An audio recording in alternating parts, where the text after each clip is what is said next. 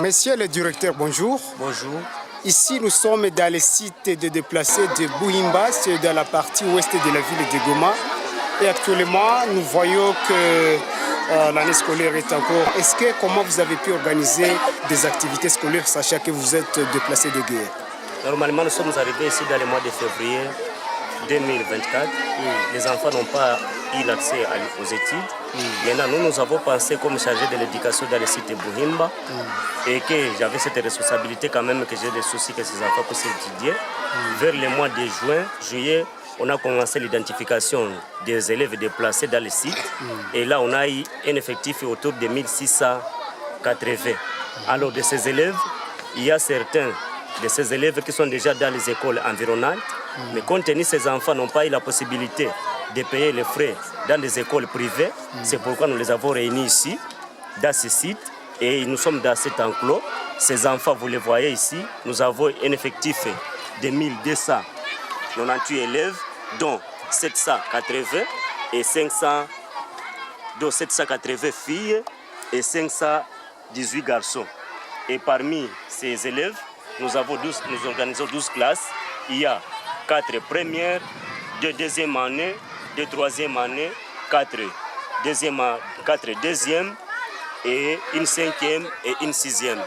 Et là, vraiment, nous travaillons difficilement. Les enfants étudient sous le soleil. Nous n'avons pas de pupitres là où les enfants doivent se mettre. Certains enfants, ils ont des difficultés de trouver même les cahiers là où écrire les résumés. Donc les enseignants travaillent difficilement. Nous travaillons dans des conditions tellement compliquées. Donc nous avons encore des défis énormes. Vous-même, vous voyez, les enfants n'ont pas de salle, même de classe. Ils étudient sous le soleil. Est-ce qu'ils sont issus de quels différents milieux d'origine?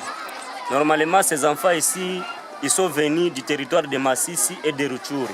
Notamment à Boremana, Chacha, Kiroche, Sake, Kilolirwe, Mushaki, Karuba, il y a Kichanga, il y a la partie de Rutshuru, Rugari, vers la partie là-bas de Rutshuru, Kiseguru, toute la partie là-bas. Donc, tout ce que la façon dont nous vivons dans le site, c'est comme ça qu'on se retrouve ici. Donc, en tant que nous sommes encore ici, nous demandons que l'État puisse venir nous aider, de faire même des classes, de nous ériger même des dirigences, des bâches, et avoir même là où les enfants peuvent se mettre, les pupitres, les abris d'urgence. Donc l'éducation pour ces enfants, c'est une priorité. Si nous les laissons ici sans étudier, vraiment c'est un défi et que ça sera maintenant une délinquance juvénile. Comment vous parvenez, n'est-ce pas, à arranger là qui peuvent faire leurs besoins quand un petit besoin? Par rapport à cette question-là, les enfants, ils ont se débarrasser en dehors de l'enclos. Ici dans le site, il y a des blocs qui ont des latrines, mais ici dans l'enclos, nous n'avons pas encore de latrines, donc nous n'avons pas les lieux d'aisance là où les enfants devraient se débarrasser pour aller faire leurs besoins. Alors, au-delà de l'éducation, qu'est-ce qui doit être demandé au gouvernement en cette période où la partie est du pays est confrontée à la guerre du M23?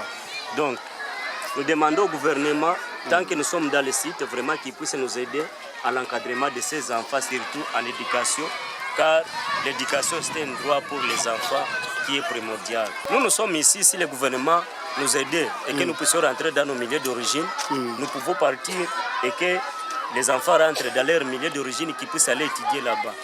Merci, monsieur le directeur, d'avoir répondu à nos questions.